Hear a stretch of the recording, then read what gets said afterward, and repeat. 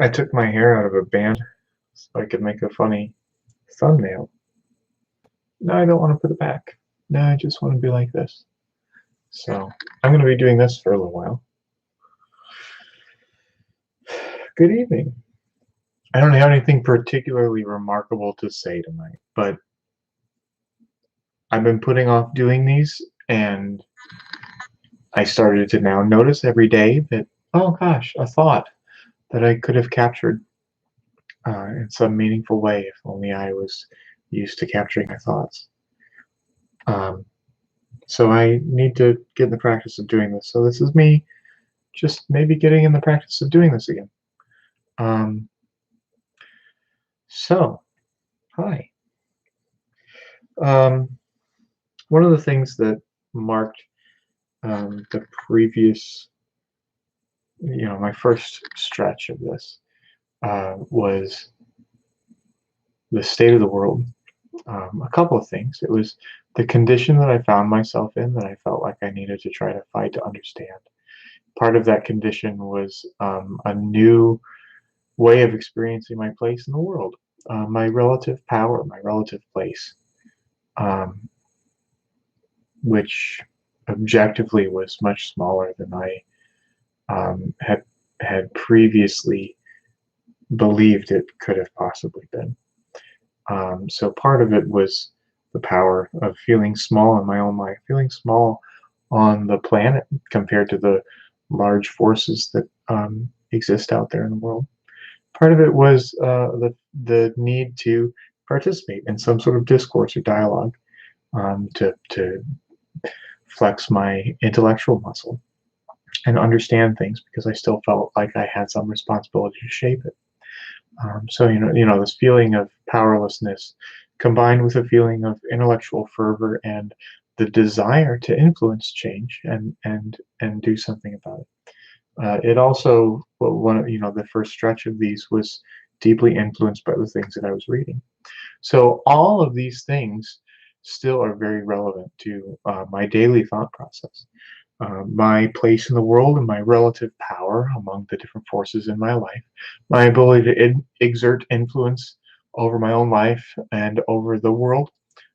Stories of power and influence, stories of giving and taking, having and having not.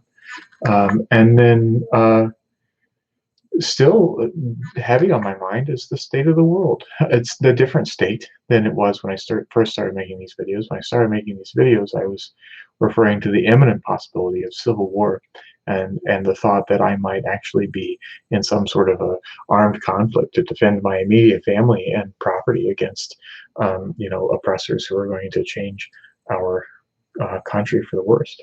That was where I was coming from at the time, and the world very much still is ending, but it's a different kind of ending. It's the same type of ending that we've been used to, that before the real shaking started.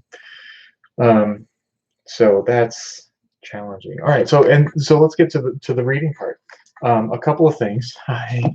I still have my bookmark in the exact same place on this book as when I left off before, I think. So I really, really, really need to finish this book. I don't know what tripped me up right here, but I read this same passage a couple days in a row and then fell off the face of the planet. Just lost my need to power through this book, because I felt like I had reached a certain level of understanding of the world and its explanation for what was happening, and my perspective had begun to change, and at that point lost the steam. So I left off on page 295, and there, let's see, this is sources. It looks as if there's still relevant content all the way up to page 462. So there's still a good chunk left for me to read that I need to read. So I will finish this book. This book is worth finishing. There's so much in here, and I have no idea what I'm missing in those last 100 and some pages. But I've gotten a whole slew of new books since that time. And I powered through this very short book, deceptively short book, Man's Search for Meaning, a couple of weeks ago. And this was the right book for the right time. There was a lot in here that profoundly changed the circumstances that I was living in the moment. I started to dive into George Orwell's Why I Write a couple of weeks ago, or maybe just a week ago, and I got through several pages before I felt the desperate need to jump over to this one instead, The Framers' Coup. This, content-wise, I very much want. I lust after the knowledge that is in these pages. This is going to be an arduous read. At least it seems like it will be. Maybe it'll speed up, but so far there seems to be more complexity to the level of detail that they go into about the founding of the United States than the broad strokes that the thematic analysis of world history that this one has. So this is going to require me to pay full attention, which is where the trouble is. Paying attention, or my full attention, whatever that is. One of the things that has happened since these videos is a new baby. And following that new baby, 6 weeks of leave where I stayed home and supposedly did relatively nothing. However, I don't think I've ever been busier in my entire life than in those 6 weeks of me staying home and doing nothing. So much so that I actually had 12 weeks of parental leave, and I cut it short because I genuinely didn't. Right before reading this book, I reached the conclusion that if I didn't cut my parental leave short at the 6-week mark, I probably wouldn't survive my parental leave. So one of the things that I've been meaning to do is write in my journal. I had this aha moment, this wonderful realization. Oh, Lainey's waking up. I might not be able to tell you about my aha moment. I can always pause it and come back, right? Is that a thing you can do? So when Rosie was born, April 20th, Caitlin's family was out here for. Oh no, they didn't come out until 2 or 3 days later. But they were out here for a week, I want to say. I don't think it was 2 weeks. I think it was 1 week. And that first week, Caitlin's dad and I rebuilt the back porch so that Lainey could run around on the porch and not get splinters. It was kind of bad. I still need to stain it, but no rush. The wood still is the same color as when I put it out there. So I'm waiting for it to weather a little bit. But I just done this huge work on the porch. I was took the wood that we no longer needed and made a giant planter box out of it. I went around the outside of our backyard and dug out dirt to level the backyard and filled the planter box with that dirt up to a certain level so I could put good dirt on top and not have to spend hundreds of dollars on good dirt just to fill that planter box to the top. So leveled part of the backyard, and then Mom decided that she wanted to get Lainey a playhouse for the backyard, so I put together a swing set and a playhouse in the backyard by myself. And around that time, so Lainey had been sleeping in her own room. Rosie was sleeping in the crib in our room. Lainey wanted to be around us. She didn't really like that Rosie was with us and she was not. So from pretty much the moment Rosie was born, Lainey's been sleeping in our bed. So, that first couple of weeks, Lainey really laid into my side, and I woke up so sore every day that eventually I started sleeping on the floor with Ollie, just for a couple of nights until it got better. But she's starting to do it again now. She's in her room tonight, so maybe we'll be turning the tide now. But there was this period of time after I had finished the deck, when I'm a new parent to a second child. I had put some brand new tomato plants in the garden. Just finished leveling the backyard. Just finished putting up a new playhouse, and literally all of my time and attention and even the thoughts inside my head were about these two little girls. And I was piled Lainey into a wagon, her red wagon, and went down the street to pick up some free strawberry plants, which the strawberries have since died. I didn't do as good with the strawberries as I did with the tomatoes. They were already on their way out, unfortunately. But I went to go pick up these strawberry plants, and I had music playing. It was a playlist that was a mix of The Wind Rises, Miyazaki film, Legend of Zelda Breath of the Wild, and the movie Kikujiro. And playlist was called Summer Breeze on Spotify. Listening to this music, really beautiful summer day. Had my hair in a messy ponytail, looked a little bit kind of like this. Pulling my little red wagon with my little girl in it, listening to this summertime music, and she had a box of strawberries and I had a box of strawberries, and I thought, this is some form of actualization. This is some peak, some pinnacle. It's not a pinnacle I saw coming. It's not a pinnacle I recognized. It's not a pinnacle I aimed for, but it is some sort of pinnacle. That here I am with a 5-inch long beard and foot-long hair up in a ponytail in the middle of the summer, pulling my little girl her strawberry plants through the neighborhood in her red wagon.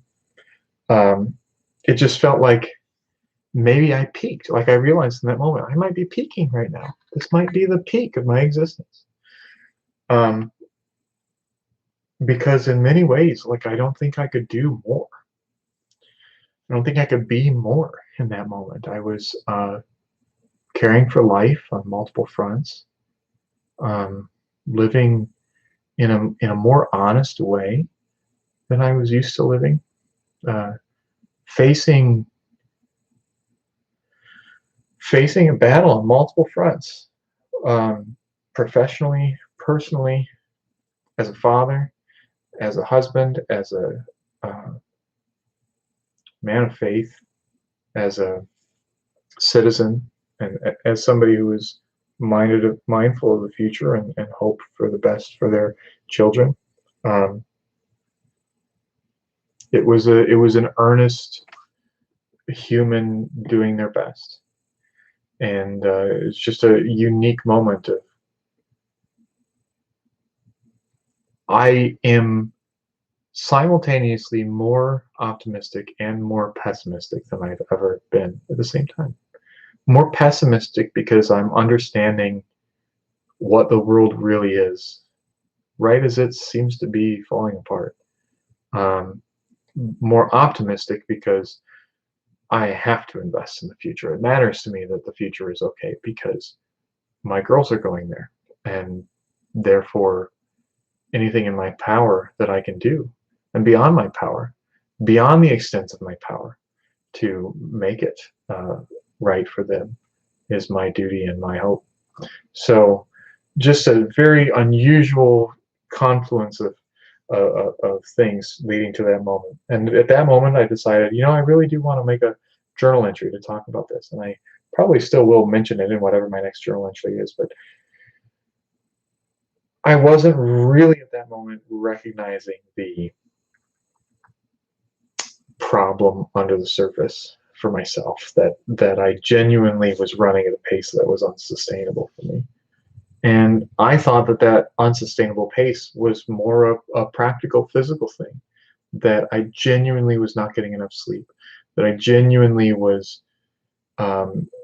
doing too much physical labor, that I genuinely was not getting enough, rest to mentally process the different things that were needed from me at any given time, the things that my wife needed in terms of,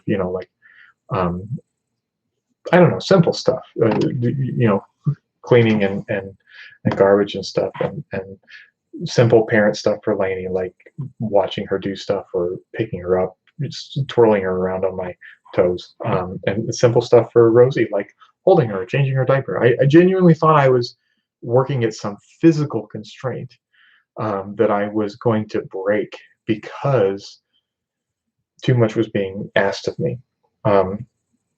And this got worse and worse and worse until it really felt like I'm on the way out here. I'm very much being spent beyond what I can cash. So um, I'm investing my whole self in this family, and there's not going to be much left for much longer. Um, and then I came about this. So at some point, I got a little bit selfish. I fought back a little bit.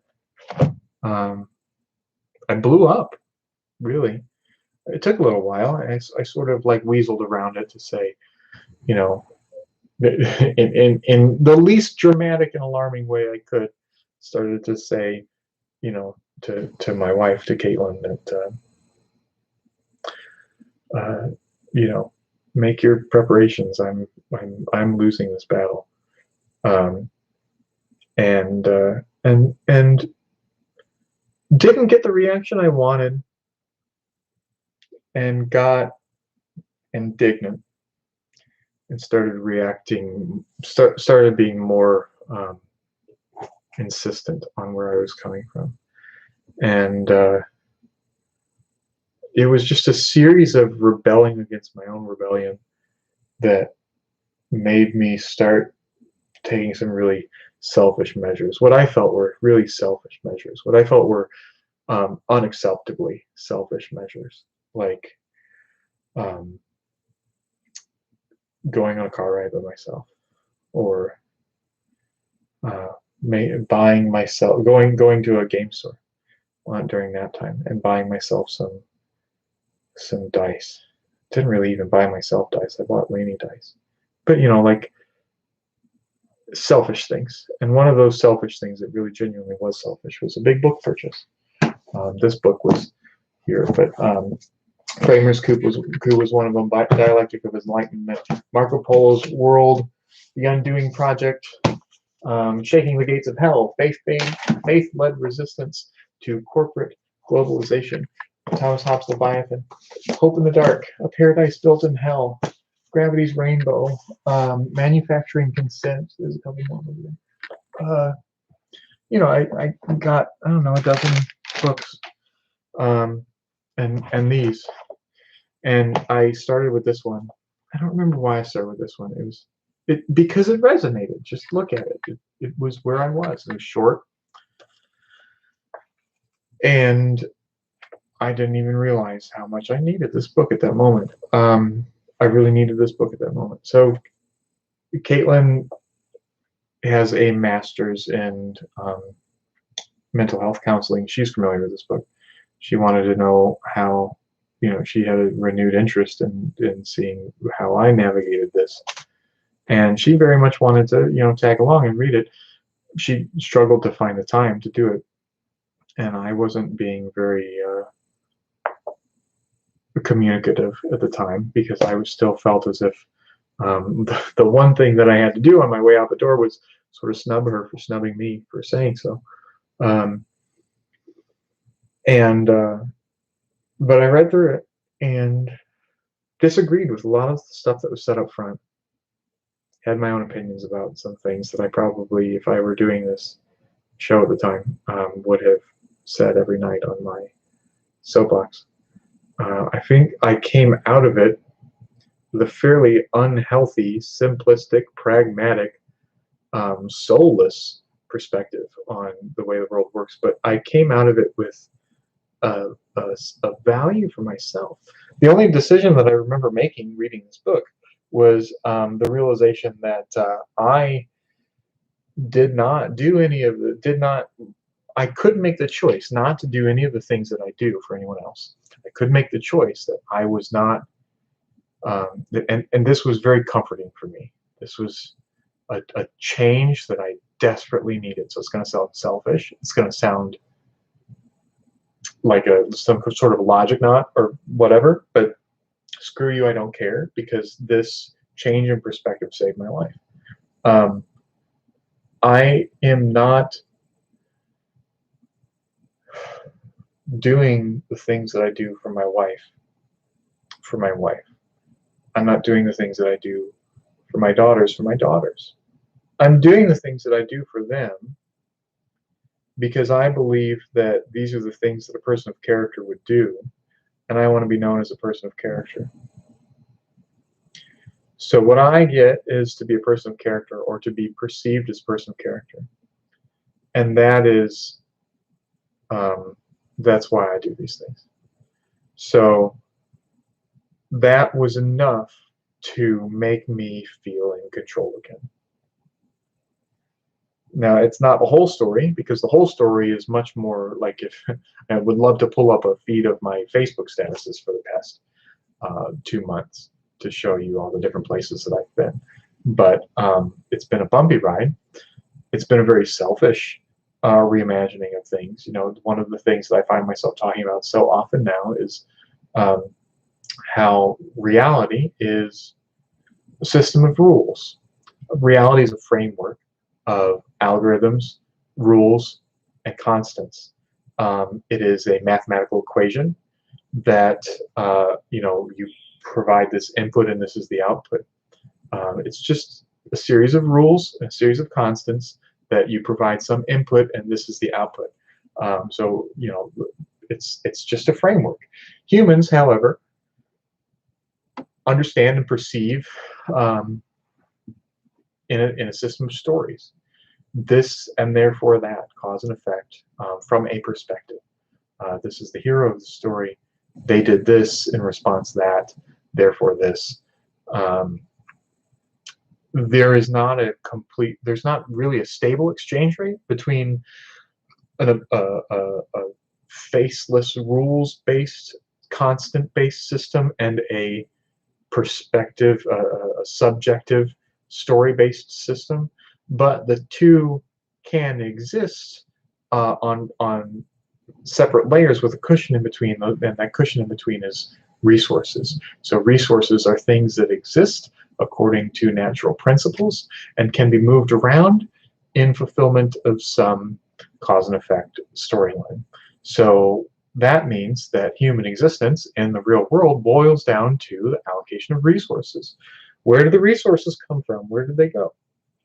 That's life. That's real life. So with that perspective on life, um, a whole lot of fluff got cut out.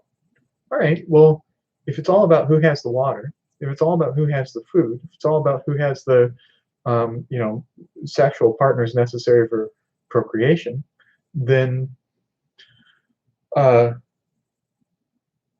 everything else, therefore, must just be some extension of securing and retaining those resources. That's why what people mean when they say everything is politics. If human life is humans experiencing reality through uh, uh, accumulation and preservation of resources or allocation of resources, then the systems that govern those resources and how they can be secured, how they can be obtained, how they can be moved, is politics.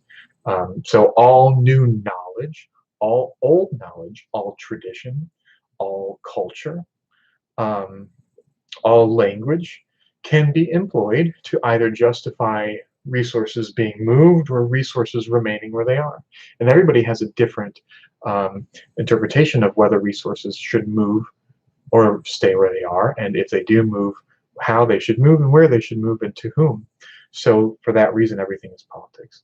So all those other layers about human life, other than who has the water, who has the food, and who has the opportunity for procreation and survival, are layers that humans have added in order to facilitate those resources being where they want them to be. And if you conceive of life in that manner, then everything to me just makes so much more sense. Everything everybody does makes so much more sense. When you think about people living by principles, when you think about espoused values, cultural values, norms, tradition, beliefs, uh, behaviors, actions in large numbers, national interests, everything makes so much more sense when you think about um, people trying to get resources or preserve the resources that they have. Everything. And it also allows the opportunity for a new way of conceiving of your own role in society or professionally or in your family. Um, at the bare minimum, it strips you of any uh, it strips you of any consolation that your failure to acquire and retain resources is is somehow out of your control or serves a larger purpose, um, which I think flies in the face of what Viktor Frankl is saying in his book, that all things serve a higher purpose, and that is what his book is about. It's a man's search for meaning is about, the circumstantial is not relevant. It's your will to meaning that matters. And I sort of took the opposite away from the book, that um, you can shape meaning in order to uh, have material success. And a lack of meaning in your life will eventually create a lack of material success. So he has said it's imperative that you craft meaning, because without meaning, you will necessarily fail. He wasn't saying meaning's there. He wasn't saying, please embrace the meaning. I found it. He's saying you better get some, because without it, you will materially fail. And materially failing is so much more um, uh, relevant, consequential than failing in spirit, failing in meaning. You can go without meaning, and finding the wrong meaning is not necessarily a problem. So long as you have meaning, you'll have some material success. And if you go without meaning, you will go without material success. You'll drive and die. You've seen people give up. And he's seen people in dire circumstances not give up. And it's because they found meanings, because they found something larger than themselves, something that they didn't even necessarily agree on from person to person, but carried them through and allowed them to go on and have material success. So it is the material success that he's really saying is the evidence of a life well lived, that you can stick it out, that you can reinvest, that you can keep trying, that you can believe in something, that you can go on. As long as you can continue to be hungry, as long as you can continue to try, there's some opportunity for you. There's some chance that you'll make some material difference in the world. But like as dressed up as the language is to say, there's greater meaning, he has to say that. He has to say there's greater meaning in order to move on and conquer. And the things that you tell yourself are one thing. Like I was saying, in order for me to regain control in my own life, I had to say that I do the things that I do for some perception of character to be laid upon me. But that story that I tell myself may or may not be resonate with the story that I tell other people. Because again, the important thing in both cases is that I continue on toward material success, that I tell myself what I need to hear in order to keep fighting, and I tell others what I need them to hear in order for me to move forward and take ground. So it's a very cynical way of looking at everything, but gosh, it answers so much. And it reframes a lot of the things that most people cling to in terms of tradition and belief and culture and norms and values as serving some purpose. And I'm rediscovering all the ways in which my own beliefs served my own purposes. They really do. Like not only in terms of like help you get up out of bed in the morning, kind of serve you, keep your head in the game, keep your chest puffed up, keep you willing to step out on faith because you think that there's going to be something there, trying your best, taking a risk, smiling and thinking that the world has your own best interests in heart, and dusting yourself up and trying again, but also how it served my interests in opposition to other people's interests that it didn't serve. So I'm seeing how institutions of power in my own belief structures benefited me at the expense of somebody else who was either outside that belief structure or existed within that belief structure as sort of second-class citizen. So, um, that's eye-opening, and it also helps. Uh, I'm seeing ways in which I was benefiting. I'm also seeing ways that I was being benefited from. So, as usual, if you're going to be a part of some culture, you're going to be getting something out of it, but it's probably because somebody else is getting something from you, right? If it's free, you're the product. So, um, you're using Facebook. Facebook is free to you. Facebook is profitable because of the advertisers who now have access to you, the product, and your data. So just like an institution of faith might provide value to me in lifting me up above some other person, I also provide the value back by providing um, legitimacy to that institution so that that institution can become lifted up and have resources and prestige. So, um, reconceiving of things in this sort of dry framework, very simplest, what sort of Occam's razor, the very parsimonious framework, uh, reframes the utility of belief structures because they genuinely are. They genuinely have a great deal of utility. Um, so I would say I'm beyond cynical at this point. I'm a believer. um, so yeah, it's been a very interesting journey, and a lot of that journey was as much as my previous stint on this channel was about feeling pressured and trying to re-understand my place within power structures in the world that was changing and ending.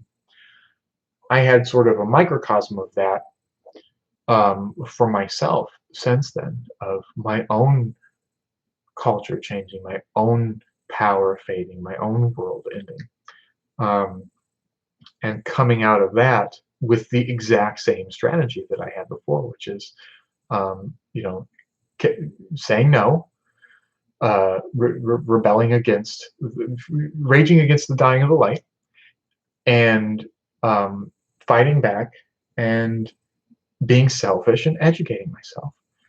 It seems to be that that is what I do. When threatened with a reduction in power, status, or resources, uh, I reject that change. I um, I don't want to say throw a fit. I I reject, and re-strategize. I pull myself out of whatever framework got me to that point, disengage as much as I possibly can with any um, activities that I was pursuing up to that point, but that got me in that unfavorable circumstance. Um, and I educate myself as best I can about alternatives. I seek alternatives, and many of these cases, both in terms of like possible civil war in January and possible, don't need to be that alliterative, but you know, personal failure uh, in months later, the answer in both cases was no, I don't want that failure.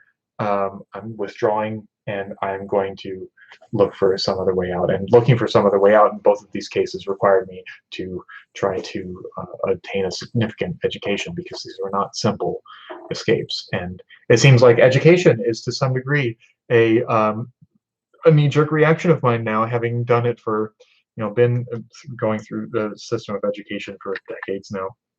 It seems to be a knee-jerk reaction that when threatened with extinction, not only do you need to be pursuing additional alternative routes forward, but you also need to be researching on what those routes are, because you can't just sniff them out. You need to have a deep understanding of what they might be. All right, so power structures and resources. Um, this is where the jokes come in, because now memes are all about our billionaires leaving the space, right? But the truth is, the resources are livable human conditions, and those livable human conditions are shrinking. Seattle just had some of its worst days ever. Canada just had some of its worst days ever. A town in Canada burned down in a single day because of new record heats all over the Pacific Northwest and British Columbia. Sign of things to come, more things to come. This is not a unique thing. Will continue to happen. It will get worse. So I've seen lots of maps of the United States and Canada that are not just orange and yellow and red, but red and dark red and burgundy and bloody and then ashy and then white, with heat, because they've lost enough depth of color in the reds to represent it. However, looking at some of those maps, you're seeing there is an interesting, right in the middle of the country, there's this weird spike of, here's where the home prices just all of a sudden just get ridiculous. And that same place, here's where the outliers in the temperature are. I don't, there's a good possibility that that might be coincidence, but I've been thinking about, let's look at climate change and try to base our understanding of desirable property in the coming century on that. So I know people much smarter than me that, you know, institutions devoted to this stuff. BlackRock, if anyone, has holdings in climate relevant environments, and they've been in that position for a long time. Heck, ever since our fossil fuels industry has been making the case that this is not real, they've been doing so knowingly. So I would imagine that if you're going to go out telling people that climate change isn't real, then you're probably also going to be buying up the property that they're not now looking for because they're believing you. So I just have to assume that all the livable land, it has been identified and it's been had, it's gone. But I spent some time, not insignificant amount of time so far this year, thinking about how do I reposition myself into a place that's going to be livable in 10 years, 20 years, because this is creeping up on us fast. 10 years might be a lot bigger of a deal than I'm realizing right now at this moment. There might not be internet in 10 years. We might not have climate conditions that facilitate or allow for cable and satellite transmissions to be carried over long distances like we've been taking for granted so far. Public transit and public works might start decaying as a result of these changes.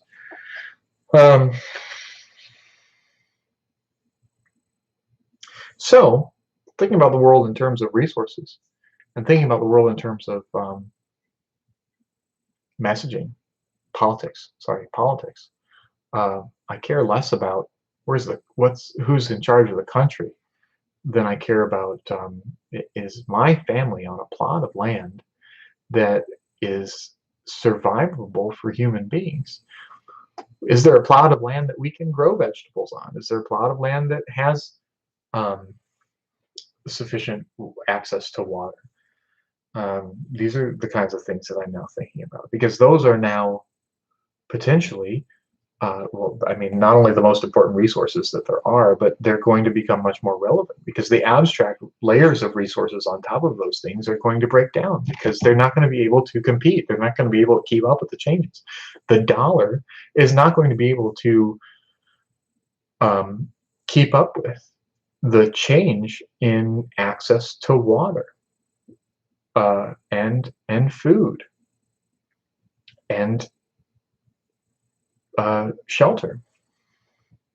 Those things are going to become out of reach for currency, which is a secondary system of value, a referent system of value. Dollars, something is worth so many dollars. Dollars are referring to that thing. Well, water is so valuable that if only some people can have it, then there's no amount of money that anybody else can pay to get it. They'll have to go get it. And bloodshed is a form of currency, I guess, in that regard. But you're fooling yourself if you're thinking you're going to be some warlord. No, those spots have been taken. If you want to wage war on this planet, you're going to have to get in the back of the line, because heck, there's hundreds of thousands of crazy recluses who have small armories, let alone um, local militarized law enforcement, let alone the literal militaries of the world, which by and large are maintained by corporate influence, which, ugh, like this is not, you're not going to just go out and have water. Put it that way. You're not just going to go out and have water. Um, you need to think about, how resources are going to be um, positioned, maintained, and distributed. And you need to use everything in your power to be part of that equation. Or don't. I mean, it's not necessary that you play this game. I'm just saying that you have to play it or you'll die. Dying is not an option for me because I have children who need to live. So this is a very important thing to me. Speaking of real estate and financial institutions, there's been some unusual activity in the real estate market since, I mean, there's unusual activity in every market this year. I think I was ranting and raving about GameStop earlier on the previous stint of this channel, but since that time, lumber prices went up and then housing went up, and I think there's a new development just down the road that I've been riding my new bike through. Homes there a couple of years ago when they first started building houses, not a couple of years ago, maybe a couple of years ago, maybe like 2 years ago, we're in the 400,000s, and now they're in the mid 600,000s. So we passed somebody who said that yeah, their house went up in value 200 grand since they moved in just 2 years. I could go into more detail about that subdivision. It's a really interesting case study because I ride my bike through there all the time. It gets me thinking a lot. But the lumber prices were the beginning. Fear of inflation was another part of it. And then, in the midst of this, we found that major financial institutions, big money, was investing in real estate. And now there are people who, potential homeowners who can't even pay sticker price for homes because investment firms are swooping in and paying 20% over sticker price on homes. And then you look at, there's data on the shift in single home ownership to single home rentership over the past decade or two. And you realize, oh my gosh, people aren't owning homes anymore. And not only that, but now there's an outright like land grab for financial institutions to pay anything. They'll pay anything for property, for homes. And now you have subdivisions going up that are intentionally buy to rent from the beginning. Like nobody in this subdivision is going to be a homeowner. That's not why we're building the subdivision.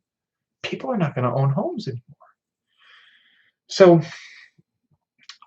I say that, I'm sure you could go on Zillow and find yourself a house. I'm sure that you could find a house that you might even pay what you think is a reasonable amount of money for, within the market estimate of what that house should be. I'm sure it's possible, but not in any of those climate relevant zones, I bet, right?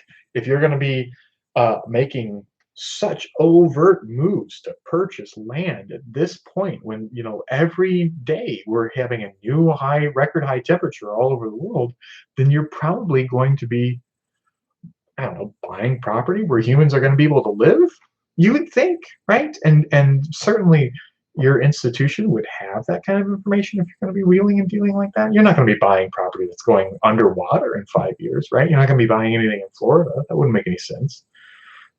Clearly there's some intelligence to this plan, right? It's not just willy-nilly investing in anything because the government will bail you out if you make a mistake.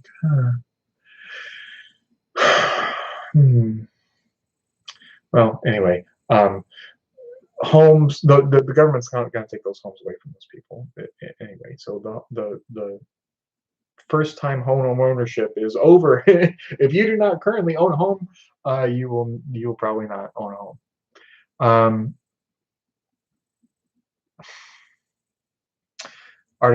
Some article that I read, I can't remember, and I say article I read, I don't go in search of news. However, I do have Associated Press and Reuters alerts on my phone, so occasionally I see those things.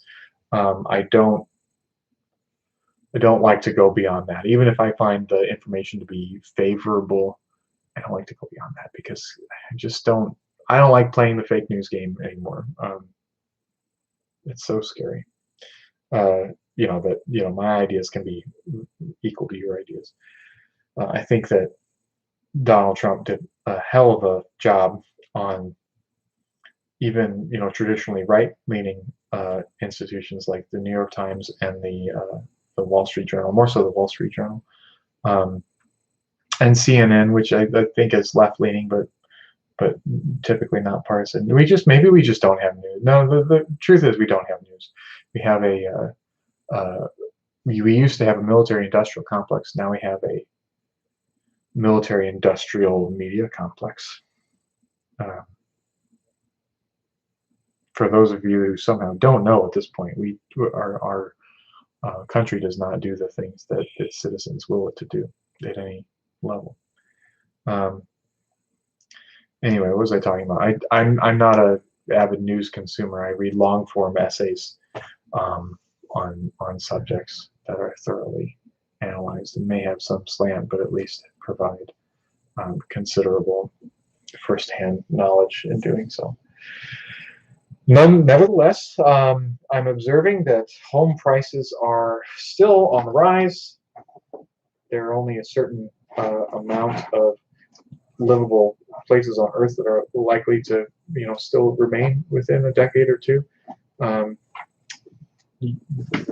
I wish I could pull up a map of data that would show me here are the most outstanding changes, deltas in price per square foot over the past decade, because I would like to see whether or not any spikes align to any new information about the progress and direction of climate change. But again, like I said, it's over now. I talked for a while about, I saw a map once that showed the grain belt necessarily moving from the Midwest to the not Nebraska, to the Carolinas. No, not Carolinas. Dakotas. And thinking we should buy some land in North Dakota that could eventually become farmland once the Midwest is no longer arable. But then I, thought to myself, gosh, if mainstream news outlets are writing articles about the major faceless investment money moving into single-family home ownership, then in the midst of a climate crisis, then it must be premeditated. And if there's anything available on the market, not even priced out of my range, but straight up available. If there's anything available, then somebody probably deemed it to be not climate survivable. So that's a scary thought. That is the level of crisis and concern that I was at on January 6th, but in a different time scale. That we're marching on toward unlivable conditions. And there are some folks who have an understanding of where livable conditions might be most likely to remain, and they've already placed their bets. And the average person has no effectual currency to change those bets. Interesting. Really interesting, especially when you consider if we can't buy it, what sort of starved, parched, weak, out in the elements force could wrest resources from the hands of those who could afford to acquire and employ any amount of private force. It's over. It's over. It's straight up over. Um, Power and control. Power and control. Reconceiving the world through the lens of power and control. I haven't given up on myself. It's an uphill battle for sure, but one that I am obligated to fight to the end.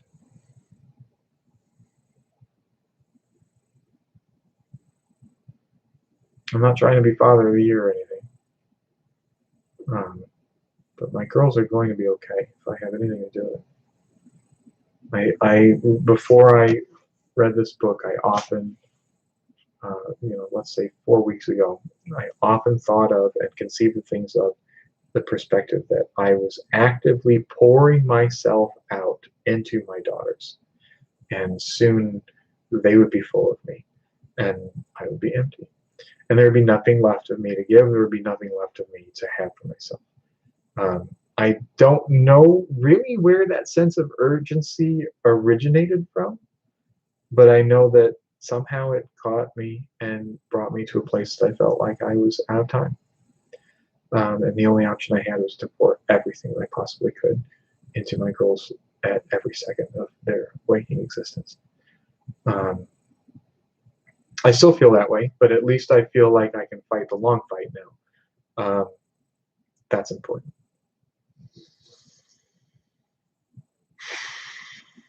I still have a job, still have a career, still working from home, still awkward. Um, I'm finding that I'm learning a lot about myself. I'm thinking of always having thought of myself as this deeply empathetic and selfless person. That's because empathy and selflessness works for me. I mean, it works for anybody, really. It works for anybody up until you find a cause that you believe in, because if you find a cause you believe in, then suddenly you have this impasse where you have to choose between yourself and your cause. What I mean by that is that selflessness, empathy, and lifting up somebody else is the universal source of power in social structure.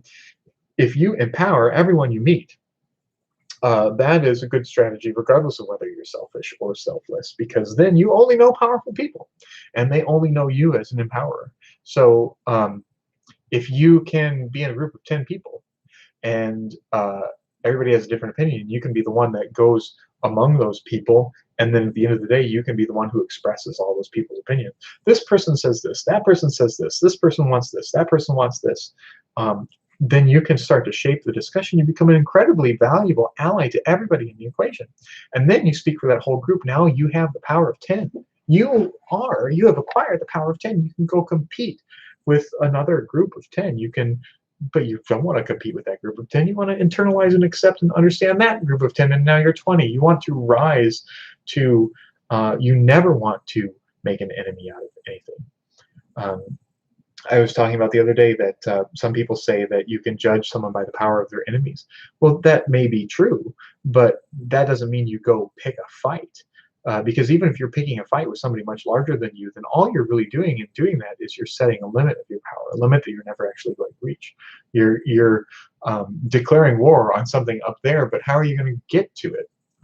You still need to be able to build coalitions at a smaller level so that you can actually reach and compete against that enemy. But once you get to that size, there's no way you're ever going to be able to make those people your friends. You've effectively set the limit on how far you can go, how much you can grow by making an enemy somewhere early on. If you instead seek to assimilate and empathize and build unity and build a unity of purpose, then you can grow to any size, unless there is some non-negotiable.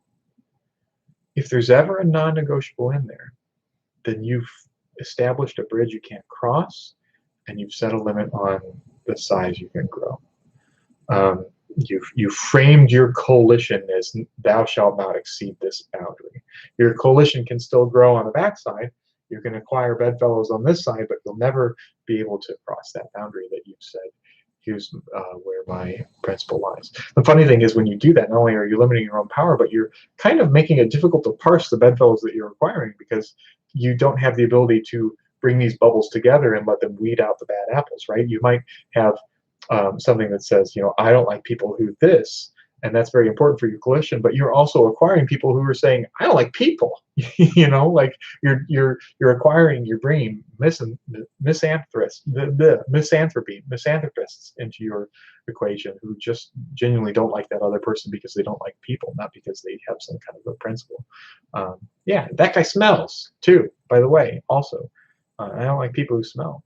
So you lose the ability to purge your cause of undesirables when you establish that boundary. But more importantly, you um, you set a limit on yourself. So what's more important to you? Is it more important that you have a cause? Is it more important that you have a genuine value that is important, or is it more important to you um, that you climb this ladder? Because once you get to the top, if you do climb this all the way to the top, the only seat available at the top is, yeah, I agree with all these people. Like you can't predetermine where you're going to end up. If the important thing is that you're the king of this hill, then you get there by agreeing with all these people, no matter where they are and where they're coming from. So you can't set some, I want to be the leader and I want this to be my outlook. No, you can be the leader. Your outlook will be whatever the people under you collectively believe, um, as in whatever manner you've allowed that to percolate up to leadership. Um, so, in advocating for yourself, you lose the opportunity to value anything. In valuing something and saying, I'm not going to cross this boundary, you've limited the extent that you might achieve power. And this is genuinely unfortunate because it means that as you're on the way up, you might encounter someone who desperately needs your advocacy, and you will advocate for that person. You'll say, you're on my group, you're in my group, you're on my team. I have 10 people on this team, and your voice is an important one, and I want to make sure that yours is heard. And then you will bring that person's challenges up to the group, and you will say, I stand for this person. This person's needs are meaningful to me, and I want to make sure that they're represented. And they are represented.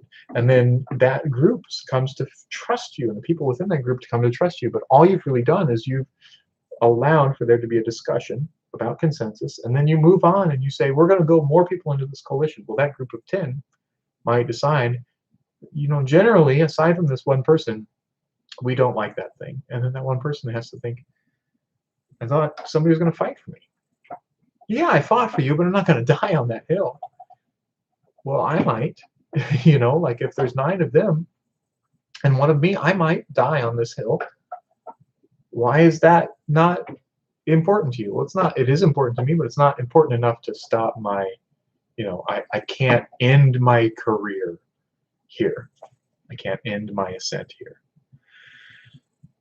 Particularly challenging if the issues in the world that are genuinely worth staking your existence on are easy to discover. What if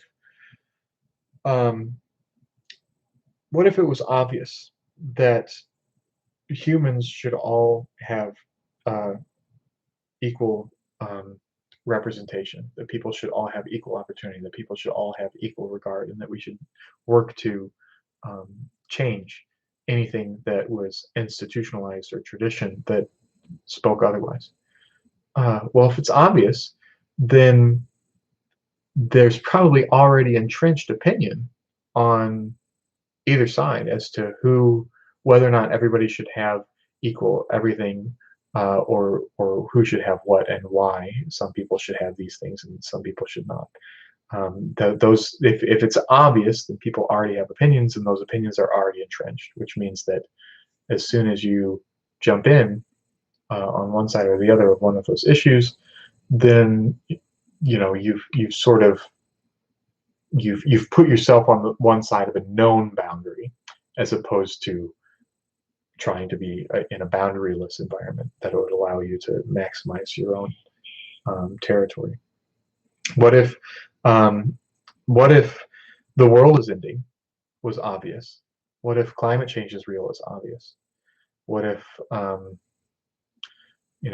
society is contributing to it in a terribly consequential way is obvious? Well, then as soon as you open your mouth on that, you've put yourself on the side of an issue that maybe is worth dying for. But if it is, you're certainly not going to build a career out of it because you're starting at an impasse. You're starting on the smaller side of an issue, actually. Interesting. So if you want to affect change, if you want to be in a place of consequence, you get there by being nice, by making friends, by turning enemies into allies, by socializing, wheeling and dealing, empathizing, building coalitions, partnerships, putting the needs of others uh, above your own self. All practical, wonderful things, so long as you don't find a cause worth dying for. If you find a cause worth dying for, then you're dead. um, yeah. So I will find a way to work to put all of these things into some language that's meaningful to me to allow me to thrive. That's my responsibility. That's my goal. And right now, the biggest threat to my survival, personally, is climate change. Because even if I somehow through duplicitous means, hacking reality, uh, reprogram myself as one of the handful of billionaires in the world, there's still no escape, and certainly no escape generationally for uh, my children and their children and their children's children.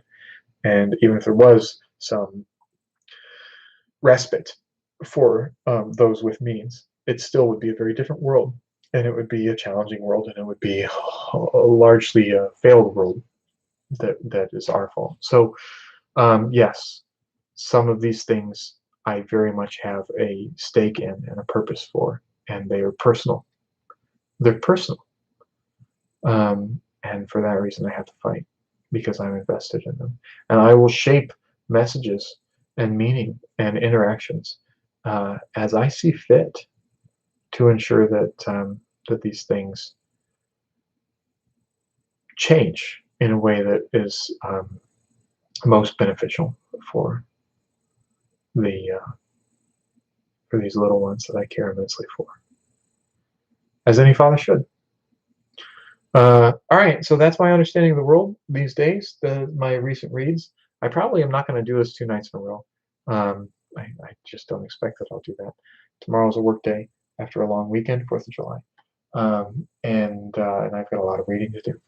I'm very early on in Framers Coup, and I am going to be doing a lot of that. Starting to pass out. Thanks for sticking around. Thanks for listening to me ramble. And if you're reading this from the future, um, hope you've got water to drink. Hope you've got shelter. Hope you're staying cool. Hope you own your house. Okay. Good night, everybody.